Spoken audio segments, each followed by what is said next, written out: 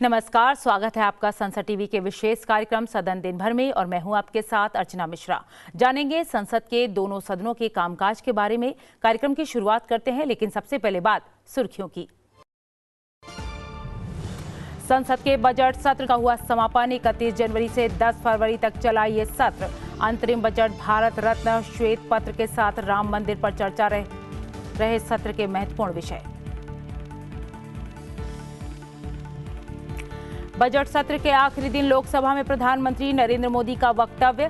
कहा, भारत की लोकतांत्रिक परंपरा से दुनिया अचंभित। 17वीं लोकसभा के दौरान राष्ट्रहित के कई फैसले लिए गए।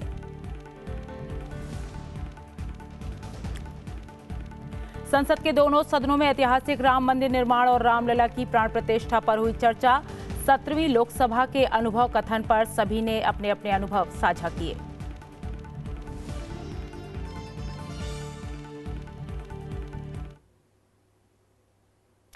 बढ़ते आगे, राज्यसभा के सभापति ने सदन की गरिमा को आहत करने वाले कुछ सदस्यों के व्यवहार पर दुख व्यक्त किया।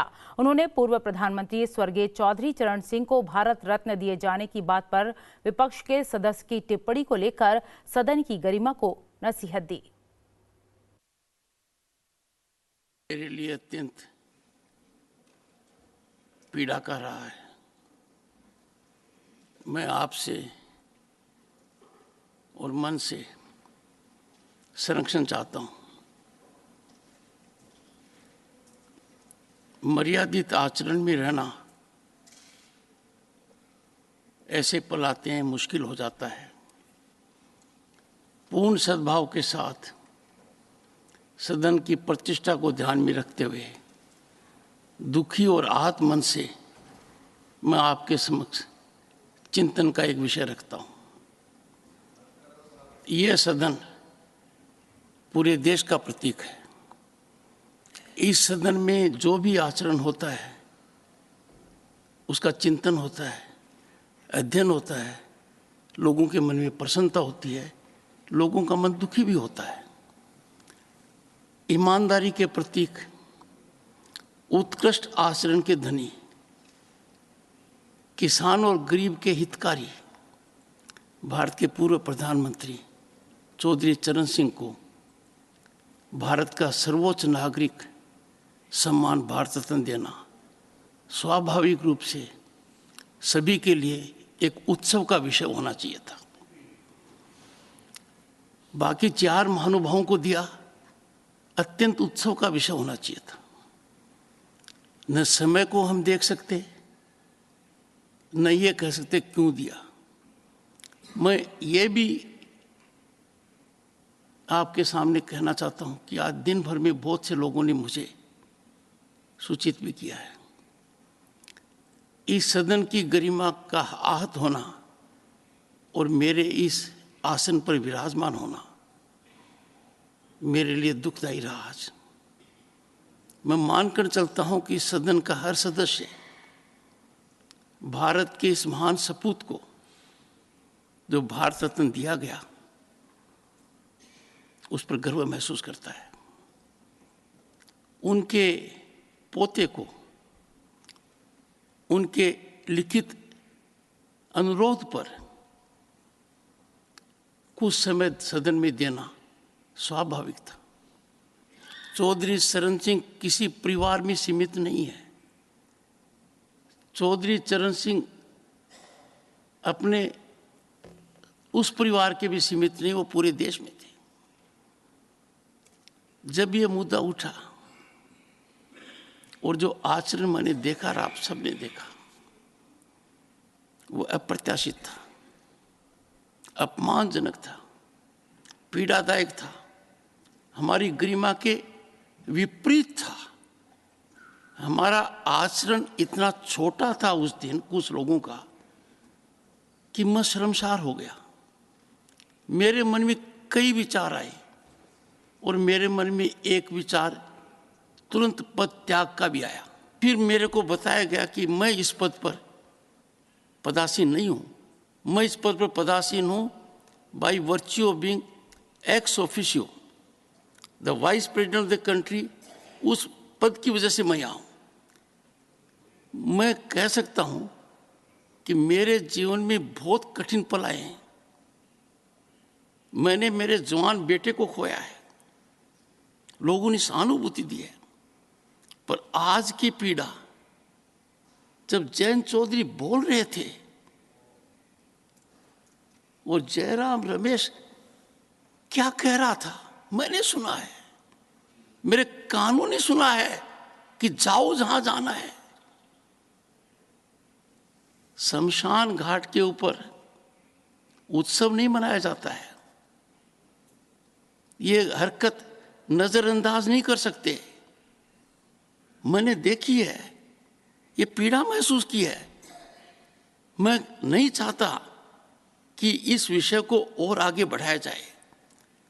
आज मेरी आपसे पुरजोर प्रार्थना है कि राजनीतिक बहस में जितने हथियार निकालने हैं निकालिए, पर जहां व्यक्तियों के सम्मान की बात आती है, राजनीतिक व्यक्ति के भी सम्मान की बात आती है, हमको बहुत सेंसिटिव होना चाहिए। ये बात सदन तक सीमित नहीं है डॉक्टर केशव, ये बात करोड़ों लोगों तक जाएगी। ऐसा नहीं होना चाहिए। मैं बहुत ही संयमित होकर,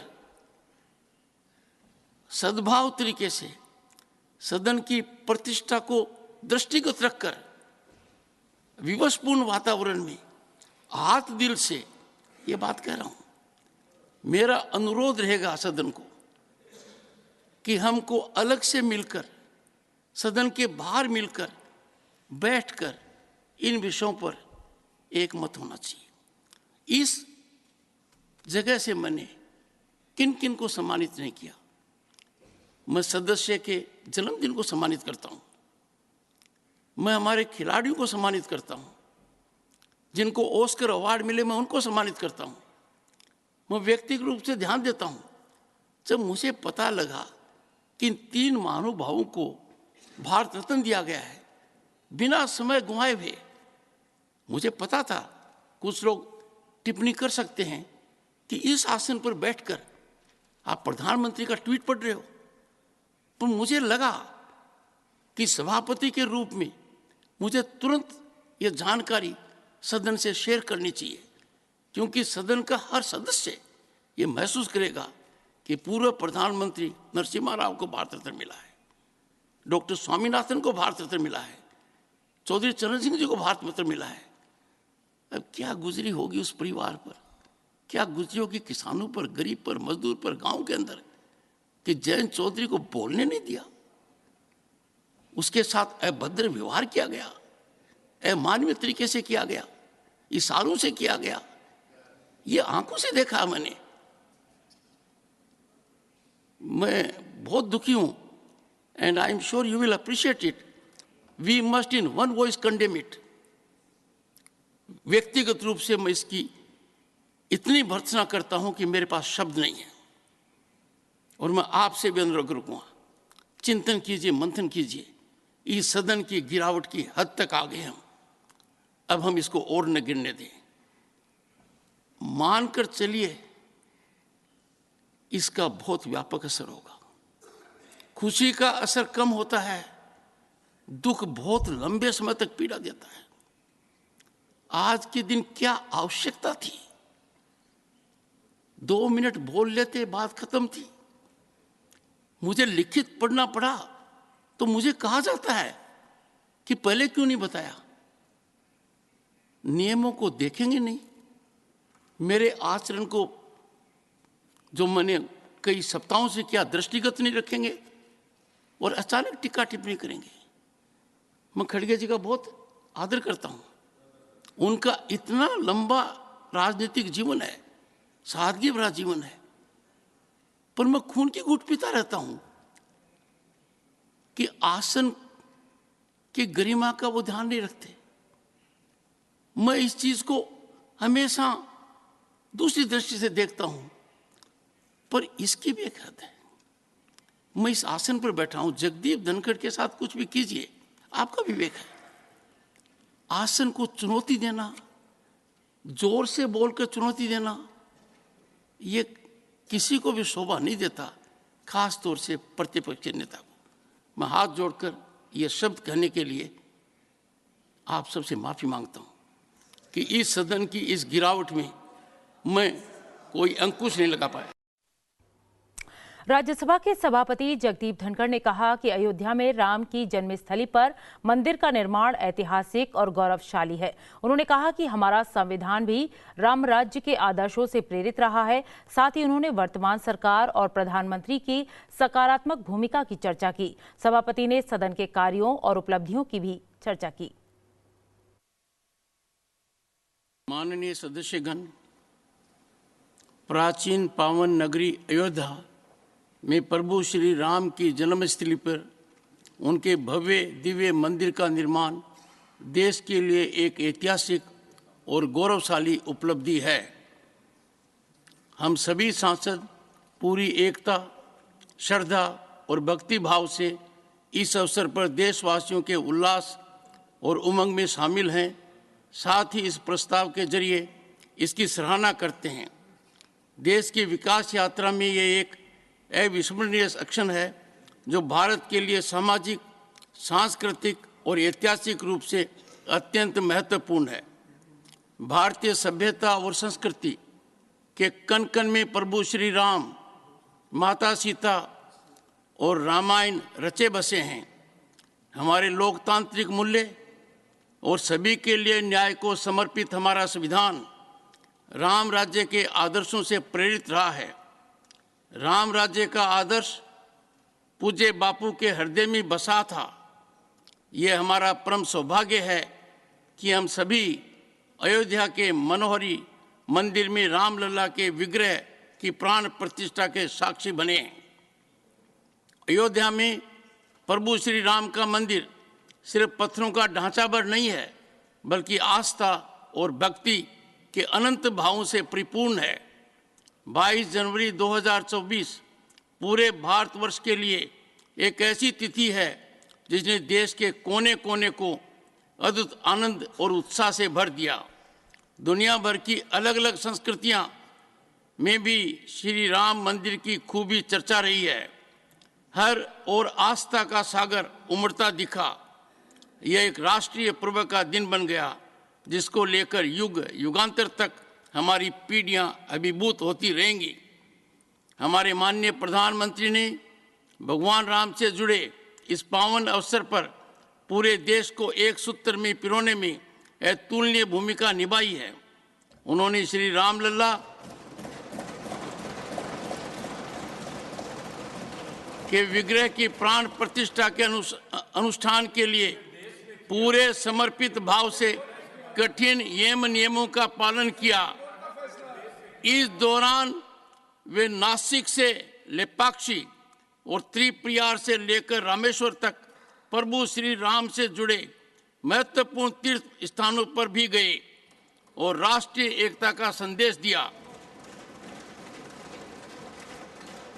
इस यात्रा ने देशवासियों को एक बार फिर विविधता में एकता की अपनी शक्ति का अनुभव कराया है और इससे एक अद्भुत आध्यात्मिक चेतना की जागृति समग्र जनमानस में हुई है।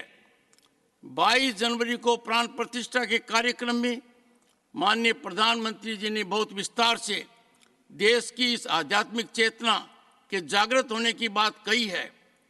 इस अवसर ने यह भी सिद्ध किया है कि एक राष्ट्र के रूप में हमारी चेतना निरंतर सशक्त हो रही है। समाज के हर वर्ग ने पूरी एकता और सद्भावना का परिचय देते हुए प्रभु श्री राम का हृदय से स्वागत किया है। अयोध्या में प्रभु श्री राम का मंदिर एक भारत श्रेष्ठ भारत की भावना का प्रत्यक्ष प्रतीक है। इस अवसर ने यह भी दिखाया है कि समाज में समरसता बढ़ाने में हमारे सामूहिक प्रयासों का कितना बड़ा योगदान है। इस पल के साकार होने में हमारी न्यायपालिका और समाज के एक बड़े हिस्से की भूमिका भी उतनी अहम रही है। जनमानस का हमारे कानून और लोकतंत्र पर विश्वास ये दिखाता है कि हमारी लोकतांत्रिक संस्थाओं की नींव कितनी सशक्त और गहरी है। जब सुप्रीम कोर्ट का फैसला आया तब प्रधानमंत्री के वक्तव्य ने समग्र देश में जय पराजय की भावना की जगह शांति बनाए रखने की अद्भुत प्रेरणा समाज को दी। कोर्ट के आदेश पर चलते हुए सरकार ने तुरंत ही श्री राम जन्मभूमि तीर्थ क्षेत्र ट्रस्ट का गठन किया। इससे मंदिर निर्माण का कार्य तेज गति से चला और 4 वर्ष में ही प्राण प्रतिष्ठा का आयोजन संपन्न हुआ। सदियों की तपस्या के बाद अयोध्या में भगवान श्री राम के मंदिर से देश में सुशासन और जन कल्याण के नए युग का शुभारंभ हुआ है। भगवान श्री राम ने हमेशा समाज के सभी वर्गों का सम्मान किया और लोगों के कल्याण के लिए अपना संपूर्ण जीवन समर्पित कर दिया। जन आकांक्षाओं को पूरा करना उनके लिए सदैव सर्वोपरि रहना। माननीय प्रधानमंत्री जी ने कहा कि इस ऐतिहासिक अवसर ने आने वाली कई सदियों के लिए भारत में हमारे परंपराओं के पुनर्जागरण और विकसित भारत की नींव को सशक्त किया है। उन्होंने कहा है कि राम से राष्ट्र और देव से देश तक हमारे लिए अपनी चेतना को विस्तार देना जरूरी है। निश्चित रूप से इससे 2047 तक एक विकसित और समावेशी भारत बनाने के हम सभी के संकल्प को और बल मिलने वाला है। आज ये कहना कहीं से अतिशयोक्ति नहीं है कि भारतवर्ष प्रभु श्री राम के वचनों का अनुसरण कर रहा है। आज समाज का हर वर्ग ये देख रहा है कि उसके जीवन को बेहतर बनाने के लिए कैसे निरंतर एक के बाद एक प्रयास किए जा रहे हैं। आज हर किसी की आकांक्षाओं का न केवल प्राथमिकता मिल रही है बल्कि उन्हें पूरा भी किया जा रहा है ताकि विकास में कोई पीछे न छूट जाए। अयोध्या में जन जन की भावनाओं का प्रतीक बने प्रभु श्री राम के भव्य मंदिर से जुड़े इस अवसर को हम सभी के लिए गौरवान्वित हैं। हमें विश्वास है कि यह ऐतिहासिक उपलब्धि आने वाली पीढ़ियों को आशा, एकता और सामूहिकता के मूल्यों का संदेश देगी। इसके साथ ही यह हमारे देश की विविधता में एकता की भावना को और प्रगाढ़ करेगी। Honorable members, there is one permitted special mention today. The same shall be deemed to be laid on the table of the House. Honorable members, we have come to close of the 263rd session of Rajya Sabha. It is the last session before we go for the general election, a true festival of democracy in the mother of democracy. As highlighted by the Honorable President in her address, Bharat is making phenomenal progress in all walks of life. We are in Amrit Kal of our Republic. As members of the upper house, we have to ensure exemplary standards of conduct. We need to be a source of inspiration as Bharat steadfastly surges towards a Viksit Rashtra and a global leader. We are in an era of immense possibilities. Let us vigorously contribute for continual incremental rise of Bharat. I have no doubt that this sentiment is shared by every member of this House and people at large. In short but important session, the House set for 9 days dealing with 116 issues of public importance alongside answering 90 starred and 960 unstarred questions. Overall productivity during the session stood at an impressive figure of 137%. It is noteworthy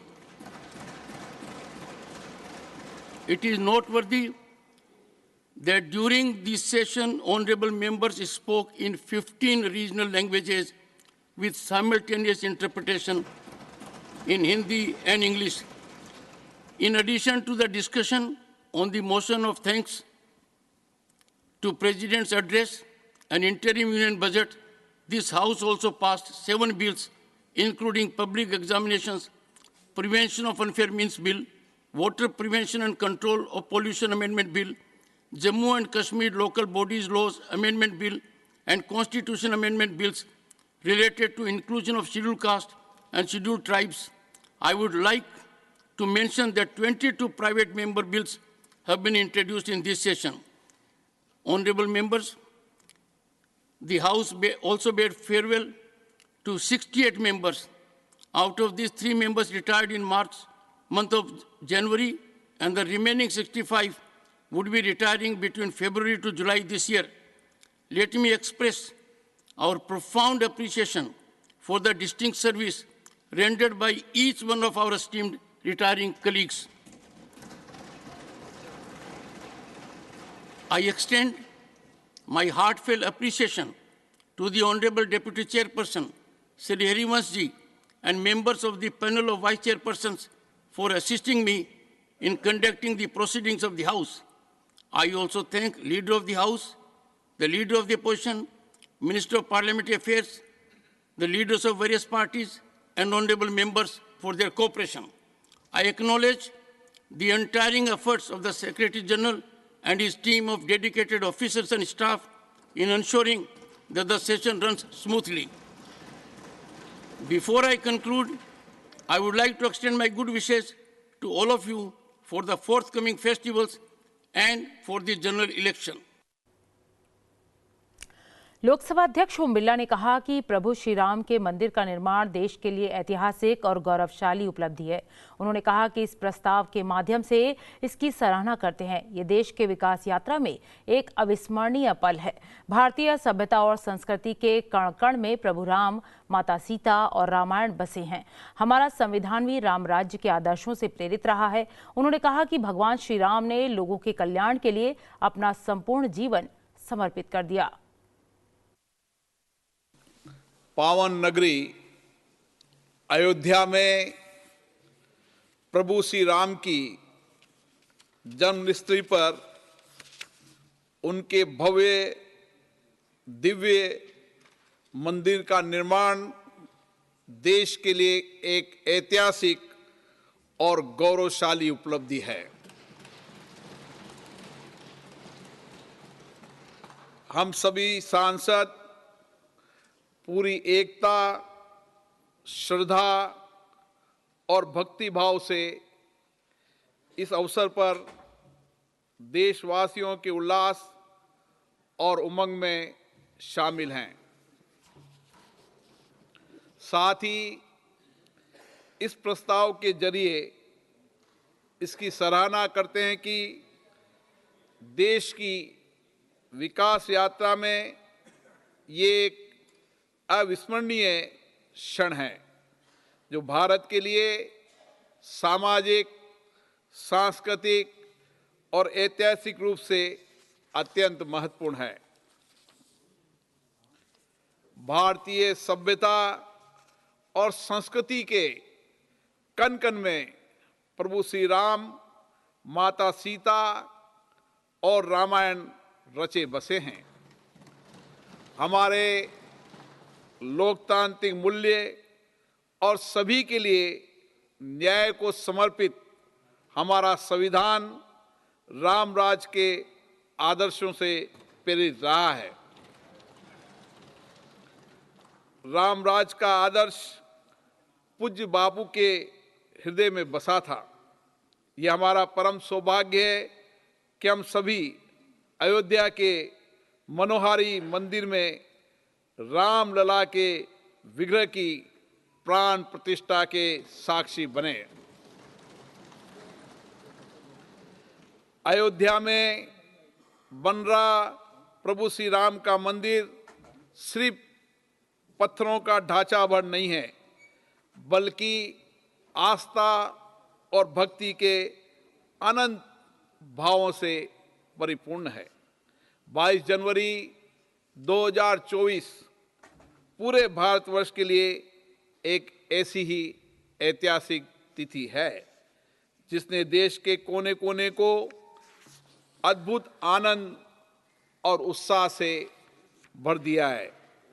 दुनिया भर की अलग अलग संस्कृतियों में भी राम मंदिर की खूब चर्चा रही है। हर ओर आस्था का सागर उमड़ता दिखा। ये एक राष्ट्रीय पर्व का दिन बन गया है जिसको लेकर युग युगांतर तक हमारी पीढ़ियां अभिभूत होती रहेगी। हमारे माननीय प्रधानमंत्री जी ने भगवान राम से जुड़े इस पावन अवसर पर पूरे देश को एक सूत्र में पिरोने में अतुलनीय भूमिका निभाई है। उन्होंने श्री रामलला के विग्रह की प्राण प्रतिष्ठा के अनुष्ठान के लिए पूरे समर्पित भाव से कठिन यम नियमों का पालन किया। इस दौरान वे नासिक से लेपाक्षी और त्रिप्रयार से लेकर रामेश्वरम तक प्रभु श्री राम से जुड़े महत्वपूर्ण तीर्थ स्थलों पर भी गए और राष्ट्रीय एकता का संदेश दिया। इस यात्रा ने देशवासियों को एक बार फिर विविधता में एकता की अपनी शक्ति का अनुभव कराया है और इससे एक अद्भुत आध्यात्मिक चेतना की जागृति समग्र जनमानस में हुई है। 22 जनवरी को प्राण प्रतिष्ठा के कार्यक्रम में माननीय प्रधानमंत्री जी ने बहुत विस्तार से देश की इस आध्यात्मिक चेतना के जागृत होने की बात कही। इस अवसर पर यह भी सिद्ध किया है कि एक राष्ट्र के रूप में हमारी चेतना निरंतर सशक्त हो रही है। समाज के हर वर्ग ने पूरी एकता और सद्भावना का परिचय देते हुए प्रभु श्री राम का हृदय से स्वागत किया गया है। अयोध्या में प्रभु श्री राम का मंदिर एक भारत श्रेष्ठ भारत की भावनाओं का प्रत्यक्ष प्रतीक है। इस अवसर ने ये भी दिखाया है कि समाज में समरसता बढ़ाने में हमारे सामूहिक प्रयासों का कितना बड़ा योगदान है। इस पल के साकार होने में हमारी न्यायपालिका और समाज के एक बड़े हिस्से की भूमिका भी उतनी ही अहम रही है। जनमानस का हमारे कानून और लोकतंत्र पर विश्वास ये दिखाता है कि हमारी लोकतांत्रिक संस्थाओं की नींव कितनी सशक्त और गहरी है। जब सुप्रीम कोर्ट का फैसला आया तब माननीय प्रधानमंत्री जी ने वक्तव्य ने समृद्ध देश में एक नया संदेश दिया कि जय पराजय की भावनाओं की जगह शांति बनाए रखने की अद्भुत प्रेरणा भी समाज को दी। कोर्ट के आदेश पर चलते हुए सरकार ने तुरंत ही श्री राम जन्मभूमि तीर्थ क्षेत्र ट्रस्ट का गठन किया। इससे मंदिर निर्माण का कार्य तेजी से चला और 4 वर्ष में ही प्राण प्रतिष्ठा का आयोजन संपन्न हुआ। सदियों की तपस्या के बाद अयोध्या में बने भगवान श्री राम के मंदिर से देश में सुशासन और जन कल्याण के नए युग का शुभारंभ हुआ है। भगवान श्री राम ने हमेशा समाज के सभी वर्गों का सम्मान किया और लोगों के कल्याण के लिए अपना संपूर्ण जीवन समर्पित कर दिया। जन आकांक्षाओं को पूरा करना उनके लिए सदैव सर्वोपरि रहा। माननीय प्रधानमंत्री जी ने कहा है कि इस ऐतिहासिक अवसर ने आने वाली कई सदियों के लिए भारत में हमारी परंपराओं के पुनर्जागरण और विकसित भारत की नींव को सशक्त किया है। उन्होंने कहा है, राम से राष्ट्र और देव से देश तक हमारे लिए अपनी चेतना का विस्तार देना जरूरी है। निश्चित रूप से इससे वर्ष 2047 तक एक विकसित और समावेशी भारत बनाने के हम सभी के संकल्प को बल मिलने वाला है। आज ये कहना अतिशयोक्ति नहीं होगा कि भारतवर्ष प्रभु श्री राम के पद चिन्हों का अनुसरण कर रहा है। आज समाज का हर वर्ग ये देख रहा है कि उसके जीवन को बेहतर बनाने के लिए कैसे निरंतर एक के बाद एक प्रयास किए जा रहे हैं। आज हर किसी की आकांक्षाओं को न केवल प्राथमिकता मिल रही है, बल्कि उन्हें पूरा भी किया जा रहा है, ताकि विकास में कोई पीछे न छूट जाए। अयोध्या में जन जन की भावनाओं का प्रतीक बने प्रभु श्री राम के भव्य मंदिर से जुड़े इस प्रस्ताव को पारित करते हुए हम सभी बहुत गौरवान्वित महसूस कर रहे हैं।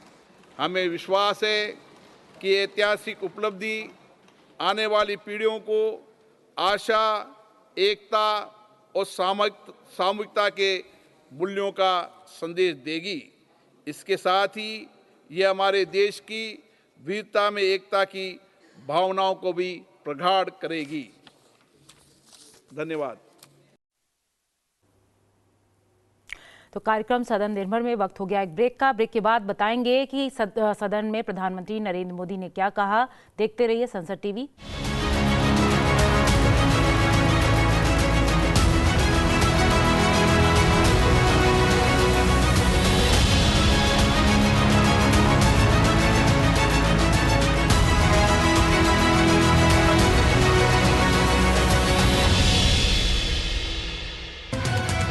What is receipts?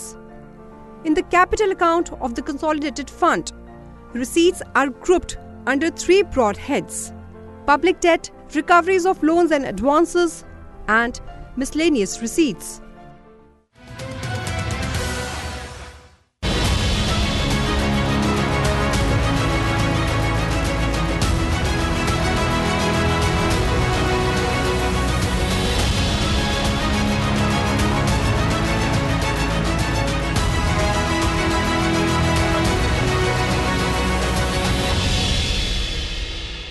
ब्रेक के बाद एक बार फिर आपका स्वागत है। बढ़ते आगे। प्रधानमंत्री नरेंद्र मोदी ने आज लोकसभा के समापन सत्र को संबोधित किया। उन्होंने कहा कि ये अपने संकल्पों को राष्ट्र के चरणों में समर्पित करने का अवसर है। 5 वर्ष देश सेवा में जिस प्रकार से अनेकविध महत्वपूर्ण निर्णय किए, अनेक चुनौतियों को सबने अपने सामर्थ्य से देश को उचित दिशा देने का प्रयास, एक प्रकार से आज का दिवस हम सबकी उन 5 वर्ष की वैचारिक यात्रा का, राष्ट्र को समर्पित उस समय का,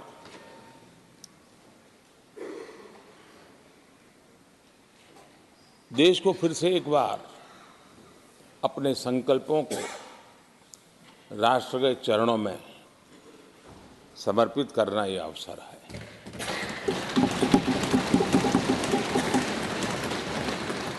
ये 5 वर्ष देश में रिफॉर्म, परफॉर्म एंड ट्रांसफॉर्म, ये बहुत रेयर होता है कि रिफॉर्म भी हो, परफॉर्म भी हो और हम ट्रांसफॉर्म होता अपनी आंखों के सामने देख पाते हो, एक नया विश्वास भरता हो। ये अपने आप में 17वीं लोकसभा से आज देश अनुभव कर रहा है और मुझे पक्का विश्वास है कि देश 17वीं लोकसभा को जरूर आशीर्वाद देता रहेगा। प्रधानमंत्री नरेंद्र मोदी ने कहा कि देश में नए संसद भवन की चर्चा सबने की, लेकिन उनकी सरकार के निर्णय की वजह से देश को आज नया संसद भवन मिला है। आदरणीय सभापति जी, ये बात सही है कि हमारे कई लोकसभा के, चाहे 17वीं हो, 16वीं हो, 15वीं हो, संसद का नया भवन होना चाहिए, इसकी चर्चा सबने की, सामूहिक रूप से की, एक स्वर से की, लेकिन निर्णय नहीं होता था। ये आपका नेतृत्व है जिसने निर्णय किया, चीजों को आगे बढ़ाया सरकार के साथ अनेक मीटिंगें की और उसी का परिणाम है कि आज देश को ये नया संसद भवन प्राप्त हुआ है। आदरणीय सभापति जी, एक संसद के नए भवन में एक विरासत का अंश और जो आज़ादी की पहली पल थी उसको जीवंत रखने का हमेशा हमेशा हमारे मार्गदर्शक रूप में ये सेंगोल को यहाँ स्थापित करने का काम और अब प्रतिवर्ष उसको सेरेमोनियल इवेंट के रूप में उसको हिस्सा बनाने का एक बहुत बड़ा काम आपके नेतृत्व में हुआ है, जो भारत की आने वाली पीढ़ियों को हमेशा हमेशा हमें आज़ादी के उस प्रथम पल के साथ जोड़ के रखेगा और आज़ादी की वो पल क्यों थी हमें वो याद रहेगा, तो देश को आगे ले जाने की वो प्रेरणा भी बनी रहेगी। उस पवित्र काम को आपने किया है। इस मौके पर प्रधानमंत्री ने 17वीं लोकसभा की प्रोडक्टिविटी बेहतर होने के लिए सांसदों को बधाई दी। कुशलता और माननीय सांसदों की जागरूकता, उन सबका संयुक्त प्रयास मैं कह सकता हूं कि जिसके कारण 17वीं लोकसभा की प्रोडक्टिविटी करीब 97% रही है।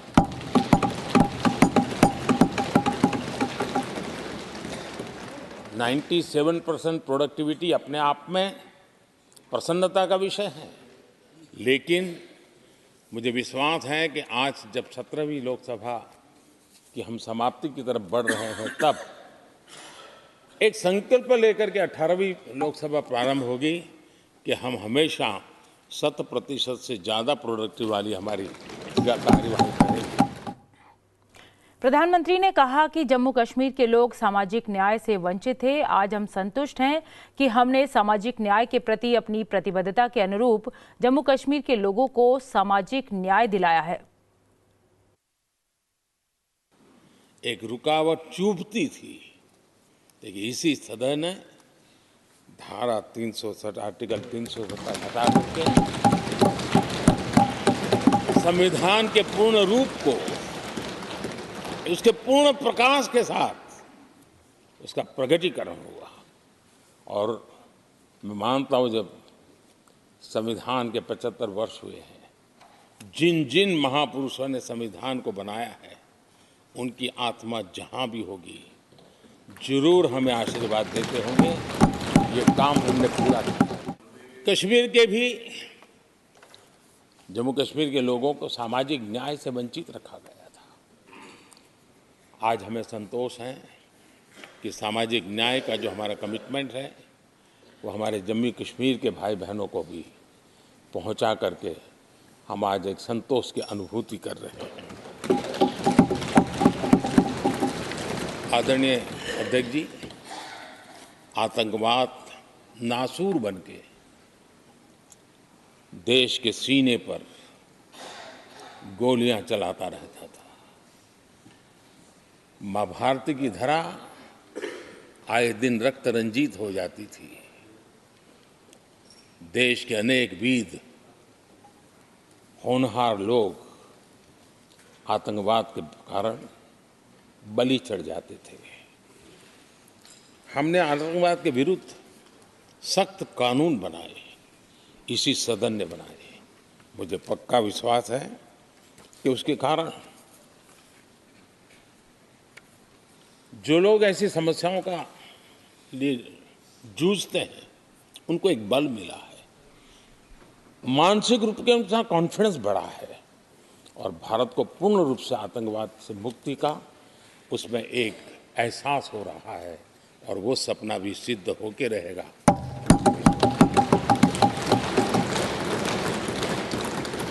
हम 75 साल तक अंग्रेजों की दी हुई दंड संहिता में जीते रहे।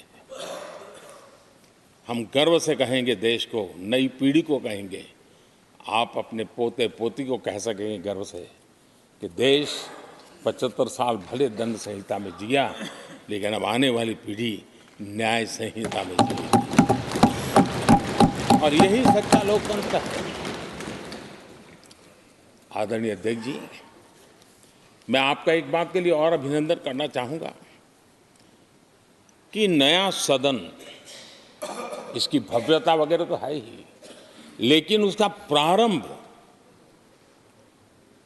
एक ऐसे काम से हुआ है जो भारत की मूलभूत मान्यताओं को बल देता है, और वो नारी शक्ति वंदन अधिनियम।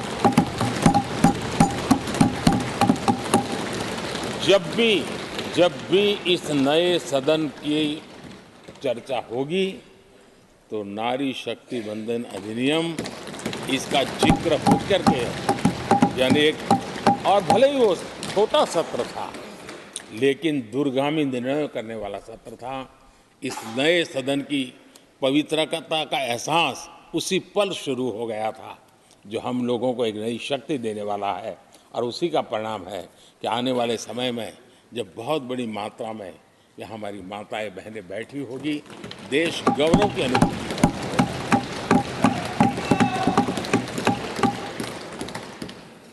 3 तलाक कितने उतार चढ़ाव से हमारी मुस्लिम बहनें इंतजार कर रही थी।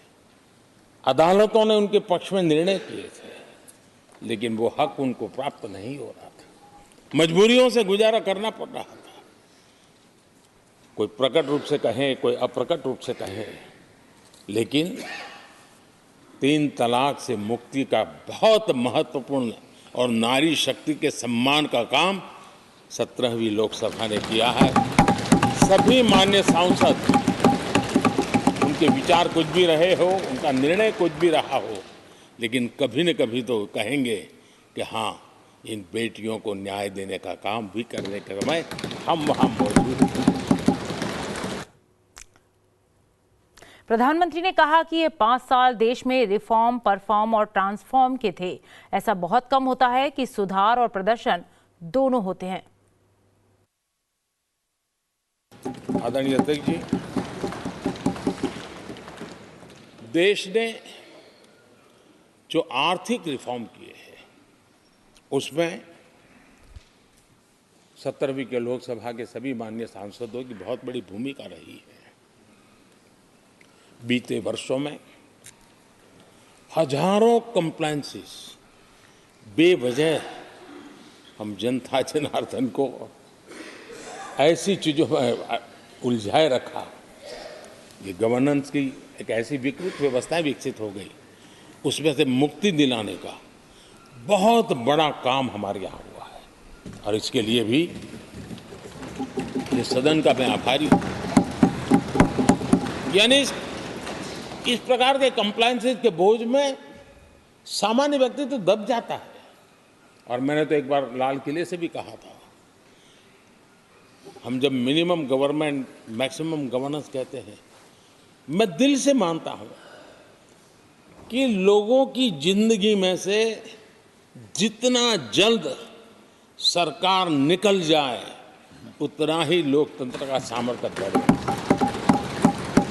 रोजमर्रा की जिंदगी में हर डगर पे सरकार टांग क्यों अड़ाए?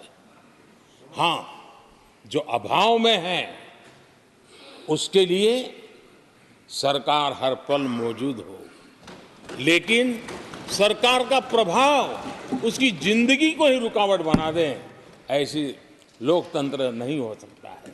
और इसलिए हमारा मकसद है सामान्य मानवी की जिंदगी से सरकार जितनी हट जाए, कम से कम उसकी जिंदगी में सरकार का नाता रहे, वैसा समृद्ध लोकतंत्र दुनिया के सामने हमने आगे बढ़ाना चाहिए। उस सपने को पूरा करेंगे। प्रधानमंत्री ने कहा कि उनकी सरकार ने 3 तलाक से मुक्ति और नारी शक्ति का वंदन कर बेटियों को न्याय दिलाने का काम किया है। 3 तलाक कितने उतार चढ़ाव से हमारी मुस्लिम बहनें इंतजार कर रही थी।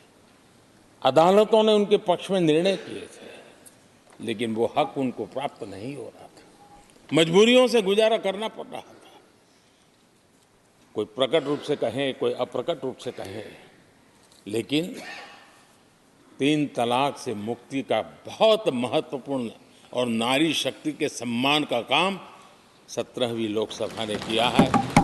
सभी मान्य सांसद, उनके विचार कुछ भी रहे हो, उनका निर्णय कुछ भी रहा हो, लेकिन कभी न कभी तो कहेंगे कि हाँ, इन बेटियों को न्याय देने का काम भी करने के समय हम वहाँ मौजूद हैं। पीढ़ियों से होता यह न्याय हमने पूरा किया है और वो बहनें हमें आशीर्वाद दे रही है। आदरणीय अध्यक्ष जी, आने वाले 25 वर्ष हमारे देश के लिए बहुत महत्वपूर्ण है। राजनीति की गहमागहमी अपनी जगह पे है, राजनीतिक क्षेत्र के लोगों की अपनी आशा आकांक्षा अपनी जगह पे है, लेकिन देश की अपेक्षा, देश की आकांक्षा, देश का सपना, देश का संकल्प ये बन चुका है। 25 साल वो हैं जो देश इच्छित परिणाम प्राप्त करके रहेगा। ऐतिहासिक राम मंदिर निर्माण और रामलला की प्राण प्रतिष्ठा के प्रस्ताव पर चर्चा के दौरान गृह एवं सहकारिता मंत्री अमित शाह ने कहा कि 22 जनवरी का दिन 10,000 वर्षों के लिए ऐतिहासिक दिन बनने वाला है। उन्होंने कहा कि 1528 से शुरू हुए सहर्ष के अंत का दिन 22 जनवरी, उन्होंने इस दिन को लोगों की आशा, आकांक्षा और सिद्धि का दिन बताया। भले कुछ लोग कुछ भी कहे, मैं स्पष्ट रूप से देख रहा हूं 22 जनवरी का दिन 10 सहस्त्र सालों के लिए ऐतिहासिक दिन बनने वाला है।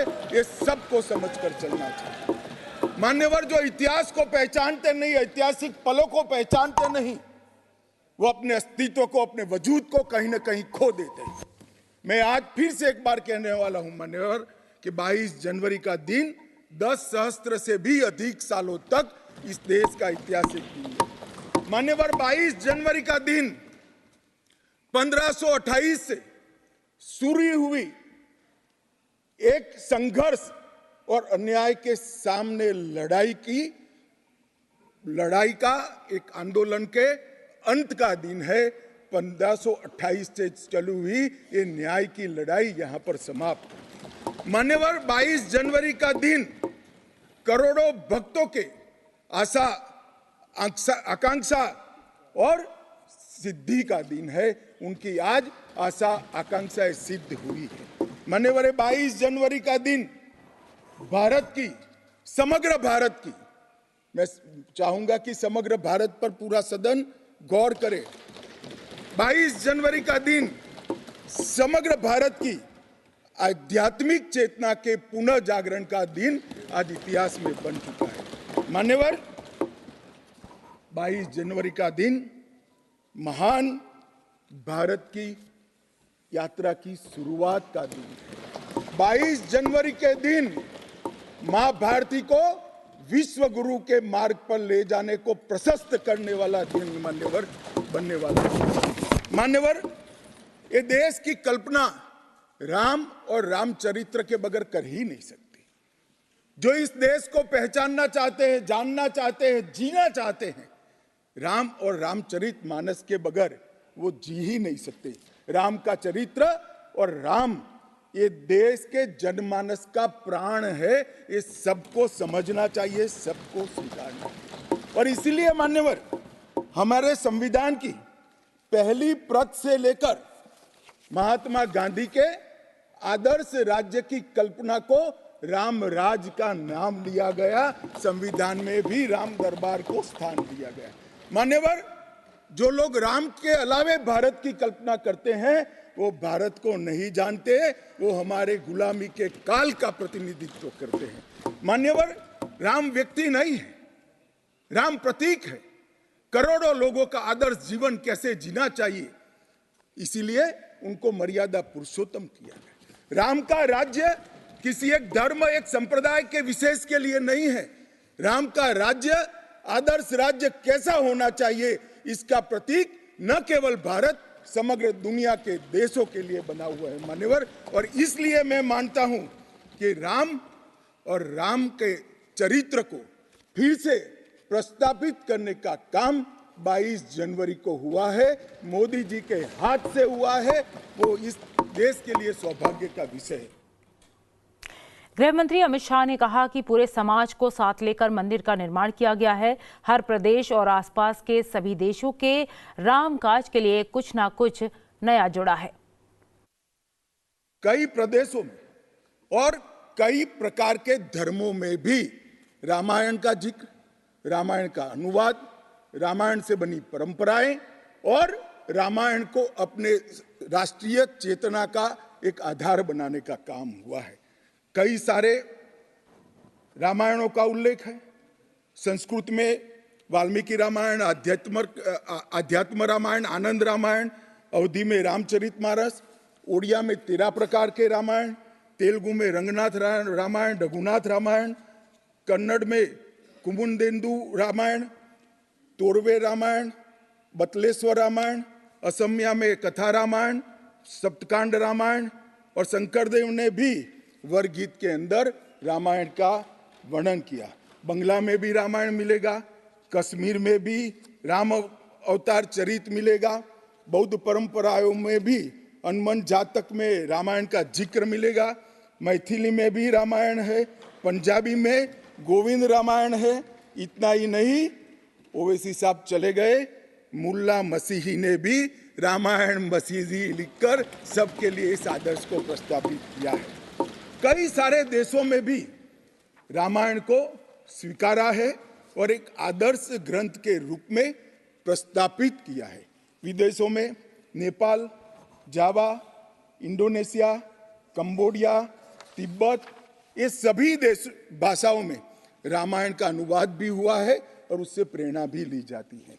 हमारे यहाँ आदिवासी जीवन भी एक प्रकार से अलग संस्कृति से, अलग परंपराओं से रचा बचा। उरांव में, बोडो में, संथाल में, संकाल में, बिरहोर में और छोटा नागपुर में सभी जगह स्थानीय भाषाओं में रामायण का अनुवाद भी हुआ और रामायण के आधार पर अपने जीवन को आदर्श को बनाने का काम भी हुआ। लोकसभा अध्यक्ष ओम बिरला ने समापन सत्र को संबोधित करते हुए सदन को इस सत्र के कामकाज की प्रोडक्टिविटी से अवगत कराया। सत्रीय लोकसभा का गठन 25 मई 2019 को किया गया था। इस सदन की पहली बैठक 17 जून 2019 को हुई थी। सत्रीय लोकसभा में कुल मिलाकर 274 बैठकें हुई, जो 1354 घंटे तक चली। सदन में नियत समय में 345 घंटे की अधिक अवधि बैठकर हमने कार्य किया। इसी लोकसभा में व्यवधान के कारण 387 घंटे का समय भी व्यर्थ हुआ। इन 5 वर्षों की अवधि में हमने गहन चर्चा संवाद के बाद 222 कानून पारित किए। इस अवधि के दौरान 202 विधेयक पूर्व स्थापित किए गए तथा 11 विधेयक को सरकार द्वारा वापस लिया गया। सत्रीय लोकसभा के दौरान 4663 तारांकित प्रश्न सूचीगत किए गए, जिसमें से 1116 प्रश्नों के मौखिक उत्तर दिए गए। इसी अवधि में 55,879 अतारांकित प्रश्न भी पूछे गए, जिनके लिखित उत्तर सदन में दिए गए। इसी लोकसभा में 2 अवसर ऐसे भी आए जब सूचीबद्ध सभी 20 प्रश्नों के उत्तर दिए गए। माननीय सदस्यगण, इस लोकसभा में 729 गैर सरकारी विधेयक सदन में प्रस्तुत किए गए। सत्रीय लोकसभा के दौरान संबंधित मंत्रियों ने 26,750 पत्र सभा पटल पर रखे गए। इस लोकसभा के दौरान शून्यकाल के अंतर्गत 5,568 मामले उठाए गए, जबकि नियम 37 के अंतर्गत 4,869 विषय माननीय सदस्यों द्वारा उठाए गए। दिनांक 18 जुलाई 2019 को शून्यकाल के अंतर्गत 161 विषय उठाए गए और देर रात्रि तक माननीय सदस्यों ने भागीदारी निभाई। सत्रीय लोकसभा के पहले सत्र में शून्यकाल में 1066 मामले उठाए, जिसका भी अपने आप में कीर्तिमान है। माननीय सदस्यगण, जैसा कि मैंने बताया कि पहली बार 370 के और शून्यकाल के जवाब सही समय पर यहाँ पर कार्यपालिका के माध्यम से आए। इसी लोकसभा में चंद्रयान मिशन की सफलता और अंतरिक्ष क्षेत्र में देश की उपलब्धियों पर भी चर्चा हुई। सभा द्वारा इस विषय पर संकल्प पारित किया गया। सभा द्वारा भारतीय अर्थव्यवस्था और भारत के लोगों के जीवन पर इसके प्रभाव विषय पर भी नियम 342 के अंतर्गत चर्चा की गई। लोकसभा अध्यक्ष ओम बिरला ने केंद्र सरकार के 5 वर्षों के कार्यकाल को बेहतर बताया। उन्होंने इस बात पर खुशी जताई कि उन्हें संसद के दोनों सदनों में दायित्व निभाने का मौका मिला। लोकसभा इसलिए भी विशेष है कि भारत के अमृतकाल में हमने संसद के पुराने भवन और नए भवन दोनों भवनों में अपने संसदीय दायित्वों को निभाया। यह अवसर हमें मिला, यह अवसर भी हमारी जिंदगी में हमेशा अविस्मरणीय रहेगा। नए भवन में स्थापित पवित्र सिंगोल न्याय, सुशासन, राष्ट्रीय एकता और राजनीतिक शुचिता का प्रतीक है। हमारे महान लोकतंत्र की इस उच्चतम संस्था के पीठासीन अधिकारी के रूप में आप सबके सहयोग से, आपके सकारात्मक सहयोग से मैंने दायित्व निभाया। माननीय प्रधानमंत्री जी ने अभी बहुत बातें हमें प्रेरणा स्वरूप बताई। हमारे लिए ये पल ऐतिहासिक पल रहेगा, अद्भुत भी रहेगा और हमारी जिंदगी में लोकतंत्र की इस यात्रा के लिए हमेशा स्मृतिपूर्ण वाला ये काल हमारे लिए रहेगा।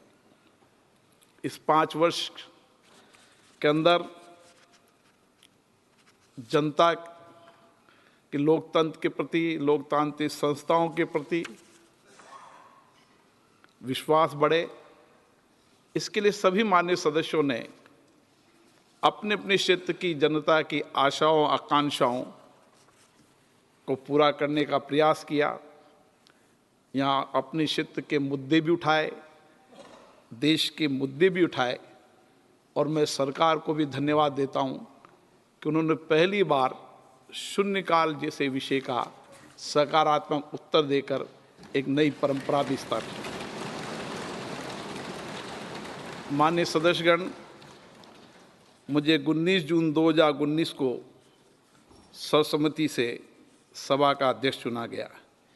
इसके लिए मैं माननीय प्रधानमंत्री जी का और सभी सदस्यों का हार्दिक धन्यवाद देता हूँ।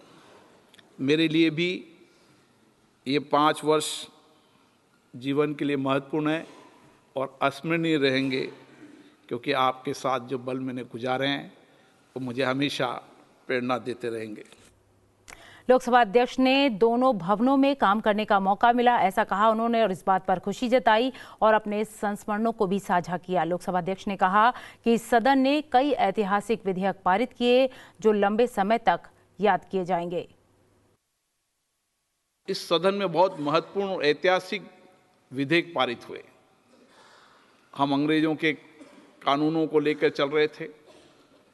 हमने हमारी आज़ादी के बाद हमारे कानून बनाए,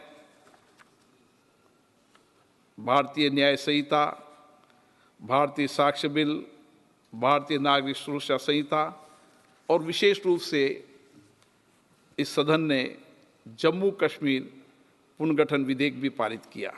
उसके साथ साथ डिजिटल पर्सनल डेटा, मुस्लिम महिला विधेयक, उपभोक्ता संरक्षण प्रत्यक्ष कर विधेयक, औद्योगिक संबंधी विधेयक, ऐसे कई ऐतिहासिक, आपकी ज़िंदगी में स्मरण रहे हो कि आपने बहुत ऐतिहासिक विधेयक पारित किए, जिससे एक लंबे समय तक देश के आर्थिक, सामाजिक में एक बहुत बड़ा परिवर्तन होगा। ये मौका भी आप सबको, हम सबको मिला है। इसी के साथ संसद के दोनों सदनों की कार्यवाही अनिश्चितकाल के लिए स्थगित कर दी गई। तो कार्यक्रम सदन दिन भर में इतना ही। मुझे दीजिए इजाजत। आप देखते रहिए संसद टीवी। नमस्कार।